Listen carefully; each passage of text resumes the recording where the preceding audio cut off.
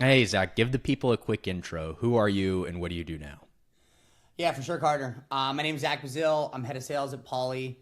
Once upon a time, I was our founding AE. My 5 year anniversary was yesterday, so I just celebrated 5 years. But yeah, excited to be on today, and I appreciate you taking the time. Nice. Yeah, of course. Do they for the 5 year or for the 5 year, do they do any like do they make you a cake or anything or not really? No, we're a remote company, so there's no indictment behind that. But I did Okay. have a nice Yeah. Slack message post, which was nice. But it's all good.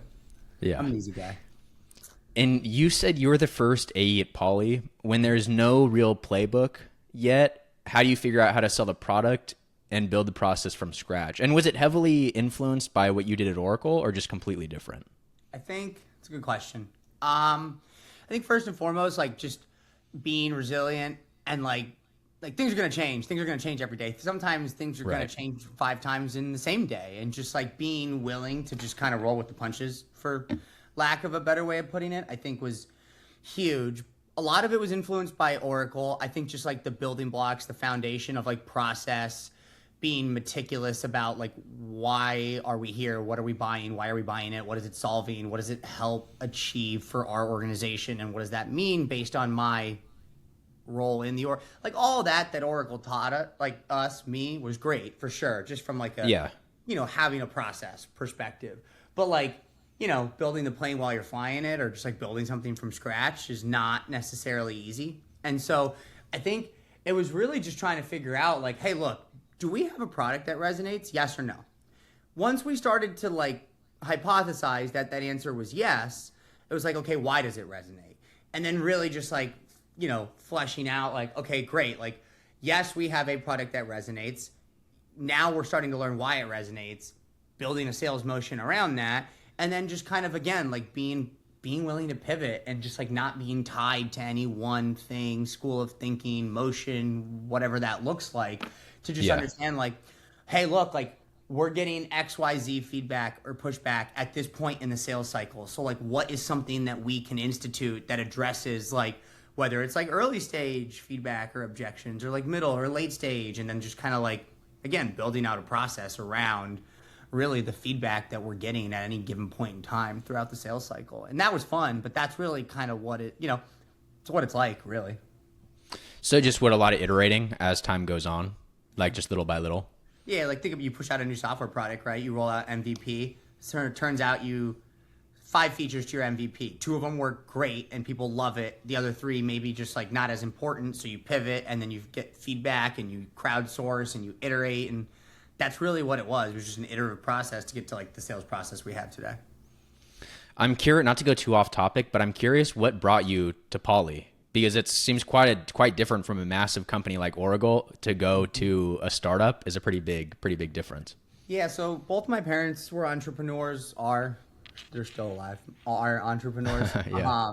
and retired, that is. But so I just was always around. Like we had a family business, restaurant industry. My mom was started her own consulting company, so I just like always was in and around sort of the startup life, for lack of a better way of putting it, and I always knew that that's the direction that I wanted to go. I was always fairly passionate about real estate and just generally like development. Mortgage is tangentially related, is certainly part of like the larger sort of real estate housing market. Obviously, Right. like mortgage is the backbone of our economy, largest private debt market in the world. So it's just all those things, and then really Paulie fell in my lap. So take all of those cool things aside, and then here's this opportunity to go join this startup that kind of came out of nowhere. It seemed to sort of all check out, for lack of a better way of putting it. Yeah, yeah, that makes sense. To go more multi-threading deal process type stuff, you on LinkedIn, you said your deals can take 6 to 12 months. Mm-hmm. What does the first 30 days of a deal look like versus month 6 versus that final push to get everything closed? It's a good question. I mean, first 30 days is a lot of discovery, just like deal architecture, like what does the process look, what does the buying process look like? Who are we going to be involved with? Who needs to sign off on this? We generally have a pretty good understanding of that now, right? And especially if Yeah. we've been through a past cycle with them. But like out the gate, a lot of this was, again, just like iterating on figuring out like who do we need to be engaged with? Who ultimately is going to sign off on this? What does that influence structure look like at the organization? You know, our decision makers sometimes are the economic buyer. Most of the time they're not, right? So just like generally understanding all those different things. But the first 30 days, a lot of learning. Middle of the cycle is a lot of validating. Like we don't do proof of concepts, right? So like we have to sell through demos, through, you know, there's some things we can do around like test drives and stuff. But really it is like understanding what the pains are and the goals are of whatever prospect we're talking to and whatever like within that organization, making sure that we're aligning like, hey, look, this is how we solve either pain or provide value, and doing that through series of demos for different stakeholders versus then like negotiating and closing. And toward the end of the cycle, it's a lot of back and forth. Like we're selling to financial institutions. Like there's going to be red lines. There's going to be negotiations. Like terms are going to change throughout, like depending on what you do or don't give as part of the negotiation. So, you know, it's really like learning, discovery, deal mapping, validating that we are the right solution, negotiating and closing, right? So. And how many people are on these deals usually? Like 40, like 10, 40? How many generally? Honestly, it could be as few as like 5. Yeah. And it could be, you know, if you're talking to a depository bank, yeah, it could be 40, 50 people. Now, they're not necessarily all going to have like a say, but, you know, Right. they will evaluate. Some might be end users, some might be technical counterparts, some might be product owners, some might be business, like line of business owners, like some might be C-level executives, sales, you know, sort of all these different things kind of manifest themselves throughout, you know, with what our solution does, like within the context of these, you know, lenders. We see all those different sort of lines of business. What would kill a deal at month 9 that looked great at month 3? Like what things usually come up midway through the process? Really good question. Time. I mean, I don't say that to be cheeky, but like rarely do we lose a deal because we can't come to terms. Like rarely. That's not generally something that happens. We're usually able to sort of see the negotiation process through successfully. Atrophy, just like time kills all deals, and that is very true in our industry. And if you can't accelerate through the cycle with a compelling event, a reason to make a decision, many reasons not to make no decision, because at the end of the day, indecision is a decision. It's just not a yes, right? But like, sure, they didn't say no, and it's better not to hear no, but like, is the result of indecision not the same as a no? It is. So like, time. And the more that deals drag, the more that questions go unanswered, follow-ups go unfollowed up on, like questions linger, things don't get sort of tied off like with a neat bow, and you're not sort of constantly reminding prospects, like, you know, our prospects all have like day jobs that keep them very busy, specifically the people we need to champion our deal, right? So if we're not accelerating through the cycle with urgency at every sort of step and opportunity that we get, indecision becomes the main reason we don't close deals, honestly. What do you do to speed things along? Like just go through the process as quick as possible, set very clear expectations, just calling these people all day, or not, maybe not all day, but hitting them up a lot, or what? Yeah, what do you do? I would say it's like a combination of a compelling event, having the right access at the organization, and yes, operating with urgency, but really through like clear expectation settings of just like, hey, Carter, look, like, I understand that I cold called you. I understand we're having this meeting because we reached out. You seem interested. That's great. Like at any point throughout this entire process, like I'm going to lead you through a sales process. Here's what it looks like. Here's who we ultimately need to talk to based on like what I know to be true about your organization. If at any point you're not willing to get us access, move us through this process, continue, like just tell me, just use your words. It's okay. Like you're an adult, I'm an adult. It's all good. But if we don't hear anything from you, then yeah, like I'm going to keep following up because it's my job. And like that's then when things stall. Now all of a sudden deals are off track. And that's all good and fine, but like we could avoid this whole song and dance if you just like tell me where you're at constantly throughout every point in the cycle. I just think that goes a long way. It's also not intrusive. Like, yeah, I have a job to do the same way you have a job to do. Like, it's all good. Like, we don't have to fight about it. But, you know, like, if you're not, I think having, like, I like to give people an out as often as I can.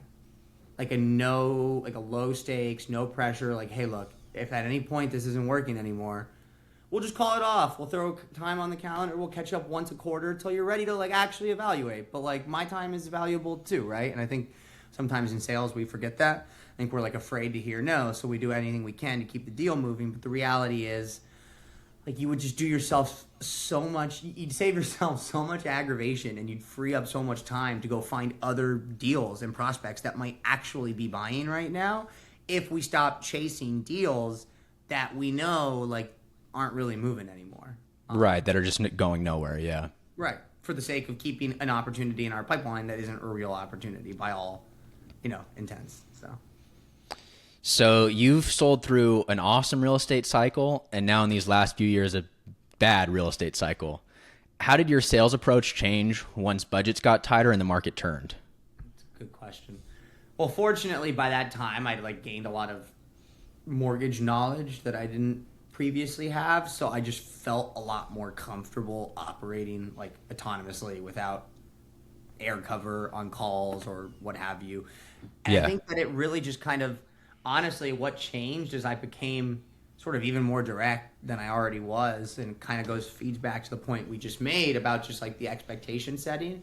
And really so there's two things that changed primarily. One, like I really focused on a more top-down approach of like, hey, let's go to the highest levels of the organization and start there, because I don't want to spend 7 months of my life trying to get this deal to the finish line only to find out that the COO or whoever was never going to sign off on the project anyway, right? And so like doing ourselves a favor there. So I really leaned into a more top-down approach, which I just generally feel is the right, it's never a wrong approach in my mind, I guess is really all. Who were you guys reaching out to before?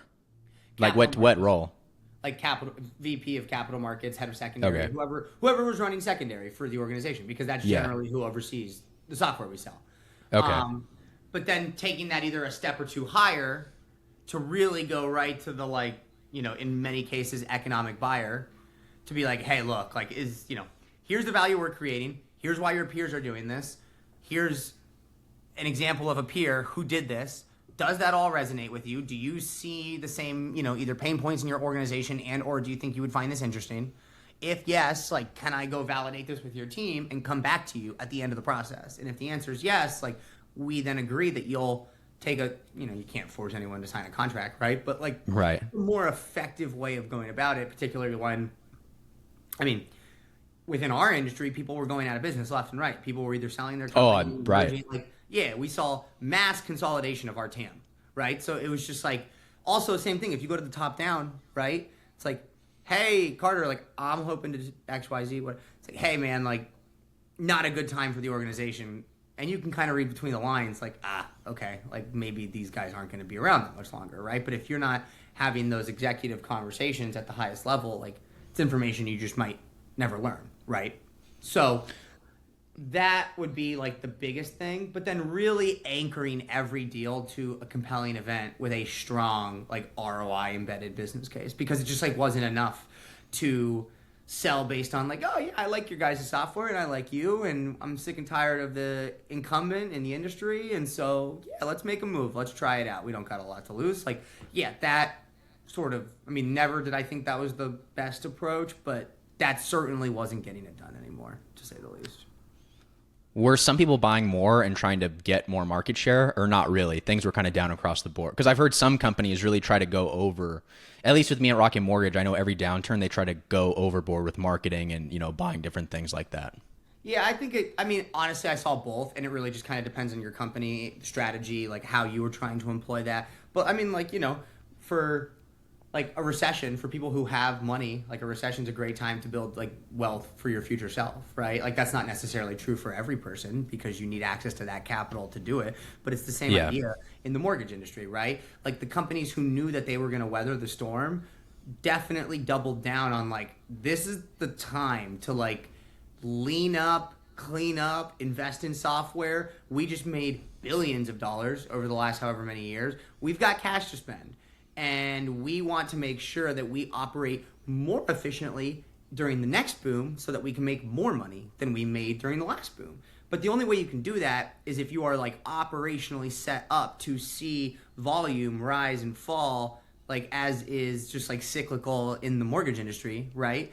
And if you're Right. not, I mean, if you're not leveraging software now, AI, and whatever that looks like to run a leaner, more efficient business, like then how are you going to scale up? You're going to hire people that you're just going to have to lay off one day when volume comes back down, and then sort of rinse and repeat. And that's, one of the huge problems I see just generally in the mortgage industry, or industries generally speaking. But yeah, I mean, it goes both ways. But then some people didn't have any cash to spend, right? So it's tough, to say the least. Yeah, that makes sense. You sell into a tight-knit market. A lot of people at the top lenders tend to know each other. How much does your reputation carry from one deal to the next? A lot. I think it makes or breaks some deals, quite frankly. Look, I don't believe reputations alone close deals for you. Like, competence closes deals. Showing up and impressing people shows, like, that closes deals. Teaching them something they didn't know about their own business and why it matters, like, that closes deals. However, if your reputation precedes you in a not so hot fashion, like, that's also not gonna, I mean, that might block you. That's from not even good, yeah. No, it might block you from even getting in the door, right? So it goes both ways, and your reputation, particularly in this industry. I mean, for some people, like, I'm a big believer of, like, your word is all you have at the end of the day, and if you're not a man of your word or a woman of your word, then, like, it's not going to get you very far in life, quite frankly. And I just am a big believer in, like, doing what you say you're going to do, following through, speaking with intention. Like, that is how I was raised. It's what's been ingrained in me, and I think it's what's helped me build a strong reputation in the industry. But again, like, that alone won't close your deals. Competence and showing well and showing up every time you get the opportunity to do so, like, that helps advance deals, in my opinion. Now that you manage a team of AEs, when a rep needs help on a deal that's not moving forward, what's the most common thing they're getting wrong? Like, what issues are they running into, and how do you fix that? What do you tell them?